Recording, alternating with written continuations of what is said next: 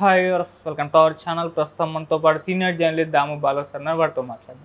నమస్కారం సార్. జగన్మోహన్ రెడ్డి గారు చీటికి మాటికి బెంగళూరు వెళ్ళడం మనం చూస్తున్నాం సార్. దీనిపైన టీడీపీ వాళ్ళు పెద్ద ఎత్తున విమర్శలు అయితే చేస్తున్నారు. ఎన్నో రకాల ఊహాగానాలు అయితే వాళ్ళు పంపిణీ చేయడం చూస్తున్నాం సార్. ఎందుకు వెళ్తున్నారు అని చెప్పేసి. ఎందుకు జగన్మోహన్ రెడ్డి గారు మాటి మాటికి బెంగళూరే వెళ్తున్నారు? ఇక్కడ ఇటువంటి పరిస్థితులు ఉన్నాయి కదా, వీటిని హ్యాండిల్ చేయొచ్చు కదా అని అంటున్నారు సార్. మీరేం చెప్తారు?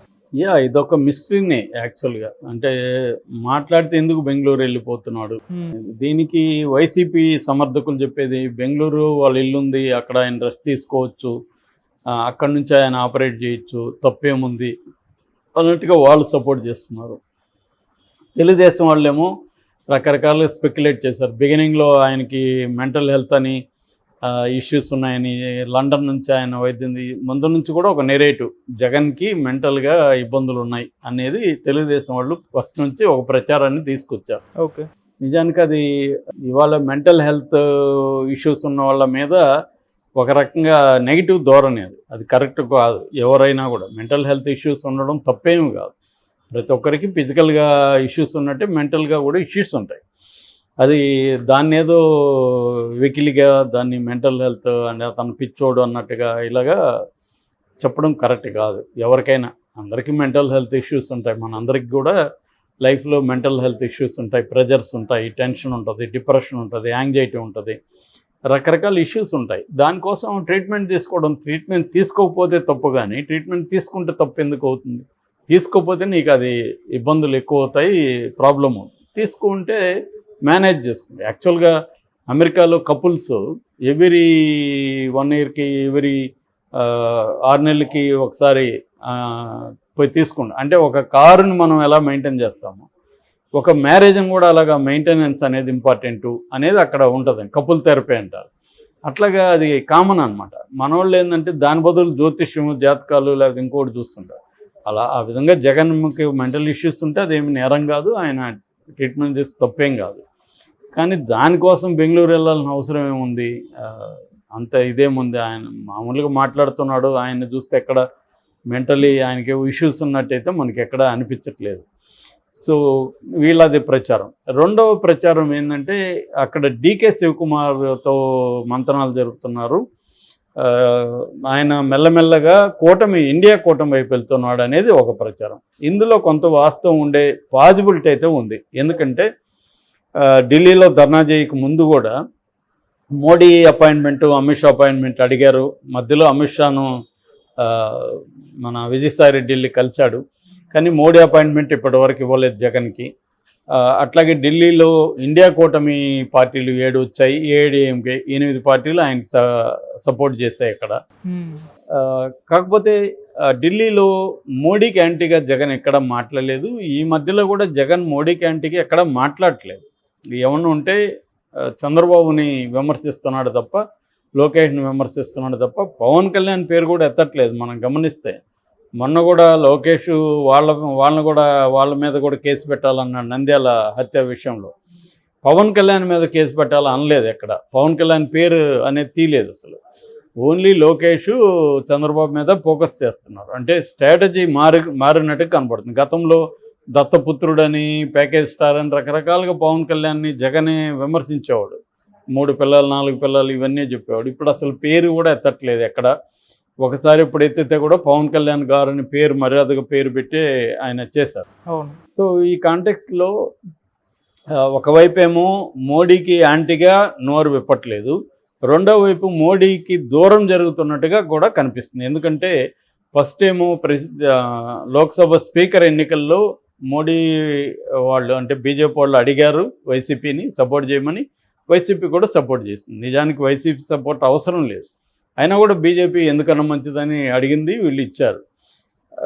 అప్పటి వరకు బాగానే ఉంది. ఆ తర్వాత పరిణామాలు మారినట్టుగా మనకు కనబడతాయి. సో అంటే మోడీ జగన్కి అనుకూలంగా లేరు కాబట్టి మనకు రేపు పొద్దునే ఉన్న చంద్రబాబు అయితే గమ్మున ఖచ్చితంగా ఉండడు. ఈ 5 ఏళ్లలో జగన్ పార్టీని తొక్కేయాలని, జగన్ని జైల్లో పెట్టాలని చంద్రబాబు ఖచ్చితంగా ప్లాన్ చేస్తాడు. కాబట్టి ఒకవేళ మోడీ మనల్ని సేవ్ చేయకపోతే మనకు నేషనల్ లెవెల్లో సపోర్ట్ సిస్టమ్ అనేది ఉండాలి అని జగన్ అనుకుంటున్నట్టుగా కనబడుతుంది. ఓకే. అందుకని ఢిల్లీలో కూడా ఒక ట్రయల్ వేశాడు. ఒకటి ఏంటంటే అది 2 రకాల డబుల్ ఎడ్జ్డ్ వెపన్ లాంటిది ఆ ధర్నా. ఒకటేమో మోడీకి ప్రెజర్ తీసుకురావడం, నువ్వు నాకు సపోర్ట్ చేయకపోతే నేను అనివార్యంగా కూటమి వైపు వెళ్లాల్సి వస్తుంది, దీని పర్యవసనాలు ఎలా ఉంటాయి ఓడికి తెలియదు అన్న ఒక ప్రెజర్ మోడీకి క్రియేట్ చేయడం. రెండవది తనకి రూట్ ఒక టెస్ట్ చేసుకోవడం, కూటమి ఎలా తన పట్ల ఉంది అనేది చూసుకోవడం. ఈ 2 అక్కడ చేశాడు. రెండిట్లో ఫస్ట్ది ఏమీ నెరవేరినట్లేదు, అంటే ఈ ప్రెజర్కి మోడీ సరెండర్ అయినట్టుగా కనిపించట్లేదు. సో అందుకని ఇప్పుడు రెండో వైపు వెళ్ళదామనే ఆలోచన ఉన్నట్టుగా ఉంది. అందుకని ఈ 10 ఏళ్లలో ఫస్ట్ టైం మోడీకి యాంటీగా, మోడీ ప్రవేశపెట్టిన బిల్లుకి యాంటీగా ఓటు వేయడం అనేది ఫస్ట్ టైం అనమాట. వక్ఫ్ బోర్డు సవరణ బిల్లుకు సంబంధించి వైసీపీ దాన్ని వ్యతిరేకించుతుంది. సో ఇలాగా మోడీ ప్రవేశపెట్టిన బిల్లును వ్యతిరేకించడం అనేది ఫస్ట్ టైము. సో ఇది ఎందుకు జరిగింది అంటే మోడీకి షాక్ ఇవ్వడానికే జగన్ రెడీ అయ్యాడా, అందుకని కూటమి వైపు వెళ్తాడా అనేది. ఇంకొక వైపు ఏంటంటే కాంగ్రెస్ పార్టీ తప్ప మిగతా వాళ్ళందరూ జగన్కి అనుకూలంగా ఉన్నారు. జగన్ రావడం మంచిదే కదా, ఎందుకంటే జగన్కి రాజ్యసభలో 11 మంది ఉన్నారు. రేపు పొద్దున కొన్ని బిల్లులైనా మనం రాజ్యసభలో ఓడించవచ్చు జగన్ సహాయంతో అని కూటమి ఆలోచిస్తుంది. జగన్ ఉంటే మనకు ఒక బలం పెరిగినట్టే. చంద్రబాబు ఇంకెలాగో రాడు. సో ఆంధ్రాలో జగన్, కాంగ్రెస్, ఈ కమ్యూనిస్టులు రేపు పోటీ చేస్తే కొంత మనకి బేస్ అక్కడ కూడా పెరుగుతుంది కదా అనేది కూటమి సభ్యులు. ఎందుకంటే మనం ఇంతకుముందు కొంత ఆలసత్వం ప్రదర్శించాం కాబట్టి దగ్గరకు వచ్చి మనం అధికారానికి దగ్గరకు వచ్చి ఆగిపోయినాము. కొద్దిగా కష్టపడి ఉంటే ఇంకా ప్లాన్గా మనం అధికారంలోకి వచ్చుండేవాళ్ళం అనేది కూటమి సభ్యుల్లో చాలామందిలో ఉన్నది. సో ఈ ఆస్పెక్ట్లో జగన్ వైపు వెళ్ళే అవకాశం ఉంది. ఎందుకంటే జగన్కి కూడా ఇప్పుడు పోకపోతే ఎలక్షన్ ముందు రేపొద్దున మోడీకి చంద్రబాబు గొడవలు వచ్చి చంద్రబాబు సడన్గా అటు జంప్ అవడానికి గ్యారంటీ లేదు. చంద్రబాబు ఎప్పుడైనా ఎటువైపు అయినా జంప్ అవుతాడు. సో ఇప్పుడే కూటమిలోకి వెళ్ళిపోతే బెటరు. ఒకవేళ జైలుకి పోయినా కూటమి సపోర్ట్ ఉంటుంది మనకు నేషనల్ లెవెల్లో. ఇటు సుప్రీంకోర్టు వరకు అడ్వకేట్లను ప్రొవైడ్ చేయడం, ఎందుకంటే కాంగ్రెస్ సంబంధించిన చాలామంది అడ్వకేట్స్ ఉన్నారు.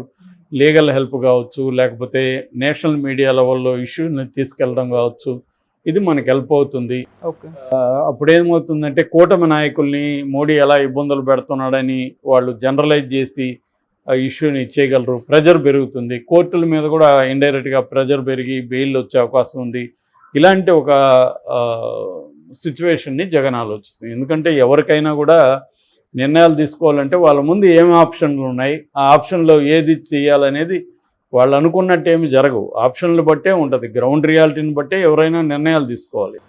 ఇప్పుడు జగన్ ముందు ఏం ఆప్షన్లు ఉన్నాయి, మోడీ ఉంటే మోడీకి శరణు మోడీ అని ఎప్పటి నుంచో ఉన్నాడు. ఇప్పటి వరకు మోడీ శరణు ఇచ్చాడు. ఇప్పుడు ఇంక మోడీ కూడా ఇవ్వలేని పరిస్థితి. ఇవ్వాలనుకున్నా మోడీ ఇవ్వలేడు. ఎందుకంటే జగన్ ప్రత్యర్థితో అవసరం మోడీకి ఉంది, చంద్రబాబుతో అవసరం ఉంది. కాబట్టి చంద్రబాబుకి కోపం తెప్పించే విధంగా మోడీ జగన్ని సపోర్ట్ చేయలేడు. కాబట్టి మోడీ చేయలేనప్పుడు జగన్ ఏం చేయాలి, ఉన్న ఆల్టర్నేటివ్ కూటమిలోకి వెళ్ళాలి. సో ఇప్పుడు ఇక్కడ ప్రధానంగా కాంగ్రెస్ అనేది ఇంపార్టెంట్గా అయింది. ఎందుకంటే ఇక్కడ షర్మిల చాలా తీవ్రంగా జగన్ని వ్యతిరేకిస్తుంది. సో ఇప్పుడు కాంగ్రెస్ పార్టీ కానీ జగన్ని యాక్సెప్ట్ చేస్తే షర్మిలాని కంట్రోల్ అన్న చేయాలి, లేదా తీసి పక్కన పడేయాలి. షర్మిలకు కూడా ఆప్షన్ ఏమిటి, ఉంటే కాంగ్రెస్ పార్టీలో ఉండి జగన్తో మిత్రత్వం ఉండి చంద్రబాబుతో శత్రుత్వంలోకి వెళ్ళాలి. అది ఆమె సిద్ధంగా లేనట్టుగా మనకు కనబడుతుంది. లేనప్పుడు ఆమె కాంగ్రెస్ పార్టీ నుంచి బయటకు రావాలి. బయటకు వస్తే ఆమెకి ఆప్షన్ ఏంటి, పోయి తెలుగుదేశంలో చేరాలి. తెలుగుదేశంలో వన్స్ చేరినాక ఆమె గుంపులో పోయింది. ఆమెకి సపరేట్ అస్తిత్వం ఏమి ఉండదు. సో గతంలో ఏంటంటే తెలుగుదేశం ఈమె కాంగ్రెస్లో ఉంటూ జగన్కి యాంటీగా ఉంటే ఫ్యామిలీ డ్రామాలో కొంత సింపతి అటువైపు వెళ్తుంది అనేది తెలుగుదేశంకు ఉన్న ఐడియా. అందుకని మీడియా ఆమెకి ఎక్కువ ఇంపార్టెన్స్ ఇచ్చింది.